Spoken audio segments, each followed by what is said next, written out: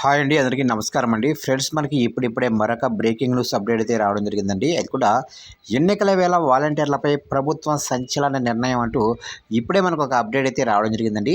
అయితే ఇందుకు సంబంధించిన పూర్తి వివరాలు అయితే మన వీడియోలో తెలుసుకుందామండి. వీడియో ఎక్కడ స్కిప్ చేయకుండా చూడండి ఫ్రెండ్స్, అప్పుడే మనకు పూర్తి సమాచారం అయితే వెళ్తుంది. ఇక లేట్ చేయకుండా టాపిక్లోకి వెళ్ళిపోదాం. ఇక్కడైతే చూడండి ఫ్రెండ్స్, మనకు వచ్చిన అప్డేట్ ప్రకారంగా ఇక ఆంధ్రప్రదేశ్లో వాలంటీర్లను ఎన్నికల విధుల నుంచి తక్షణమే తొలగించాలని ఆదేశాలు వెలువడ్డాయి. ఈ మేరకు రాష్ట్ర ప్రధాన కార్యదర్శి జవహర్ రెడ్డి నుంచి ఉత్తర్వులు అందాయి. ఇక ఎన్నికల ప్రక్రియలో పాల్గొంటే ఈసీ మార్గదర్శకాల ఉల్లంఘనేనని ఆయన పేర్కొన్నారు. పోలింగ్ ఏజెంట్లుగాను వాలంటీర్లు ఉండరాదని, ఎన్నికలతో ముడిపడిన ఎలాంటి ప్రక్రియలోనూ వాలంటీర్లు పాల్గొనకూడదని కలెక్టర్లకు ఆదేశాలు అయితే అందాయి. ఇక 2019లో ఏపీలో వైసీపీ జగన్ ప్రభుత్వం అధికారంలోకి వచ్చిన తర్వాత వాలంటీర్ వ్యవస్థను తీసుకొచ్చారు.